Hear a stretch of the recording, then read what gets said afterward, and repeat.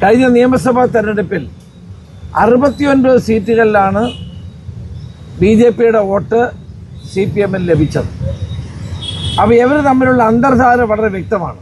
ഇപ്പോൾ ഇത് പറയാനുള്ള കാരണം എം സ്വരാജൻ ആരെങ്കിലും വോട്ട് ചെയ്യുന്നെങ്കിൽ ചെയ്യട്ടെ എന്നുള്ള വളരെ കൂർമ്മ ബുദ്ധിയോടുകൂടിയുള്ള ഒരു നിലപാടാണ് CPM സംസ്ഥാന സെക്രട്ടറി സ്വീകരിച്ചിരിക്കുന്നത്. കഴിഞ്ഞ നിയമസഭാ തെരഞ്ഞെടുപ്പിൽ കോൺഗ്രസ് മുക്ത ഭാരതം ഉണ്ടാകണമെന്ന് ആഗ്രഹിച്ച് BJP CPMന് വോട്ട് ചെയ്ത് തുടർഭരണത്തിനുള്ള വഴി തുറന്നു കൊടുക്കുകയാണ് ഉണ്ടായത്. ഇപ്പോൾ നിയമസഭാ ഉപതെരഞ്ഞെടുപ്പിലും ആ പരസ്പര സഹായം മുന്നോട്ട് പോവുകയാണ്. കുറേ കാലമായി തന്നെ BJPയും CPMും തമ്മിലുള്ള അന്തർധാര ഇവിടെ നിലനിൽക്കുന്നു. അത് അടിയന്തരാവസ്ഥയ്ക്ക് ശേഷം ഉണ്ടായ കൂട്ടുകെട്ടതല്ല, അതിനുശേഷവും കേരളത്തിൽ ഈ കൂട്ടുകെട്ട് തുടരുകയാണ്.